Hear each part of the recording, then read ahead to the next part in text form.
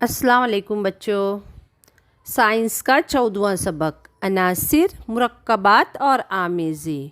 इसके first part में हम पढ़ चुके हैं। हमने मादा, अनासिर और मुरक्कब के बारे में मालूमात हासिल की। अब इसके बाद हम सेकंड पार्ट में आगे देखेंगे। Sheet distillation method. एक गोल पेंदे वाली सुराही में थोड़ा नमक मिला हुआ पानी लीजिए। शक्ल में दिखाए हुए तरीके से आलात को तरतीब दीजिए। लोहे की जाली पर सुराही को रखकर महलूल को गर्म कीजिए। तिकोनी फ्लास्क का मुशाहिदा कीजिए। पानी के कतरे आहिस्ता आहिस्ता तिकोनी फ्लास्क में गिरने लगते हैं। ये कतरे कहाँ से आ गए? सुराही में मौजूद नमक का महलूल हरारत की वजह से उबलने लगता है और इससे पानी की भाप तैयार होती है। ये भाप कांच की तिरछी नली से गुजरते वक्त इतराफ के पानी से ठंडे होकर माय में तब्दील हो जाती है। तिकोनी फ्लास्क में गिरने वाले ये कतरे दरअसल सुराही में मौजूद नमक के महलूल का पानी है। अमल कशीद मुकम्मल होने के बाद सुराही की तह में नमक बच जाता है। गैर खालिस अशिया को खालिस बनाने के लिए ये अमल कशीद का तरीका इस्तेमाल किया जाता है।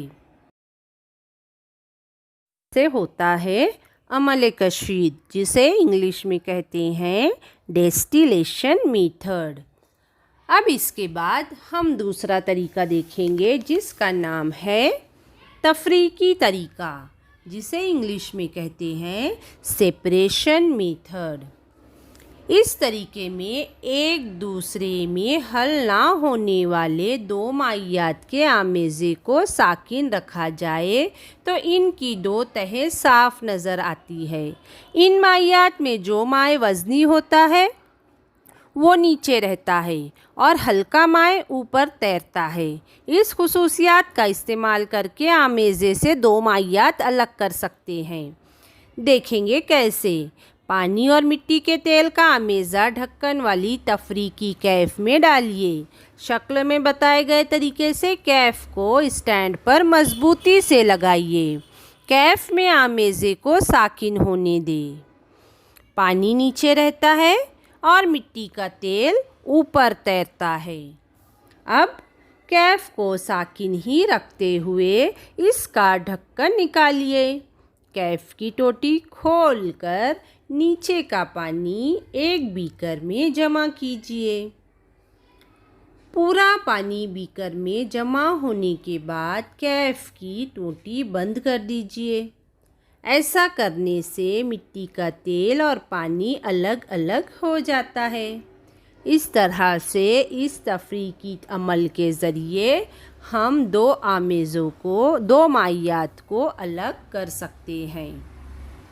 दूसरा तरीका है मरकज़ गुरेज का तरीका, जिसे इंग्लिश में कहते हैं सेंट्रीफ्यूगेशन।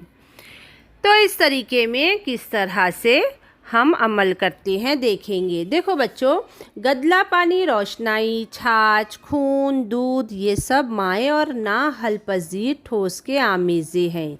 गदला पानी कुछ देर साकिन रखने पर इसमें मौजूद मिट्टी के ज़र्रात आहिस्ता आहिस्ता तय में बैठने लगते हैं।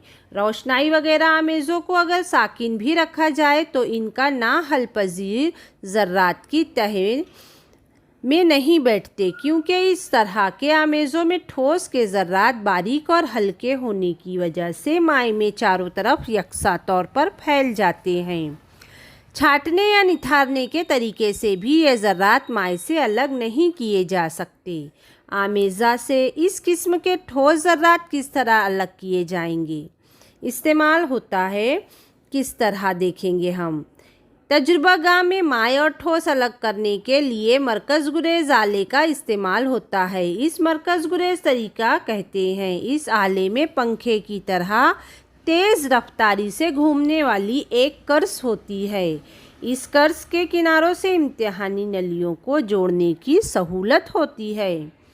कर्स से जुड़ी नलियाँ तेज़ी से घूमते वक्त माए में मौजूद ज़र्रात को कर्स से मरकज़ से दूर ढकेलने वाली कुव्वत पैदा होती है, जिसकी वजह से आमेज़े के ज़र्रात तह में जमा हो जाते हैं और आमेज़े से अलग हो जाते हैं।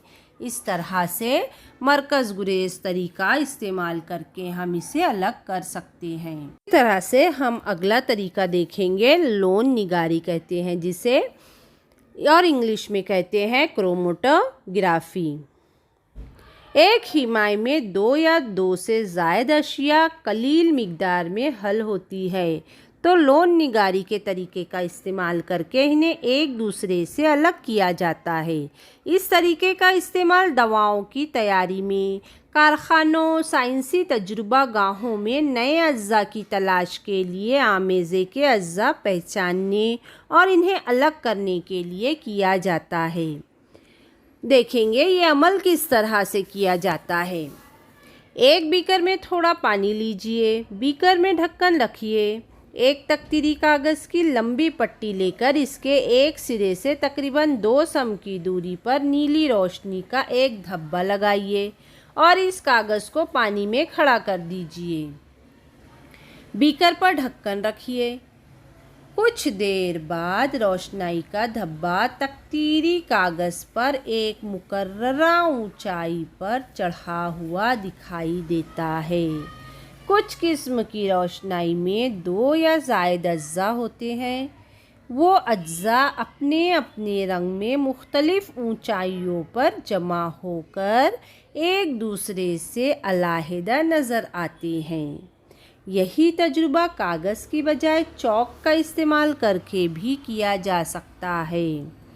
शय की 2 खुसूसियात का इस्तेमाल इस तरीके में किया गया है। मुनहिल शय को ऊपर चढ़ने वाले मुहल्लिल में मुनहिल की हल पजीरी और साकिन तकतीरी कागज़ के चिपकते रहने की सलाहियत, ये 2 खुसूसियात है। ये दोनों एक दूसरे के मुखालिफ है और वो मुख्तलिफ मायात में मुख्तलिफ होती है। इसी वजह से माए जुज़्व तकतीरी कागज़ के आखिरी सिरे तक ना जाते हुए किस कदर नीचे रहता है।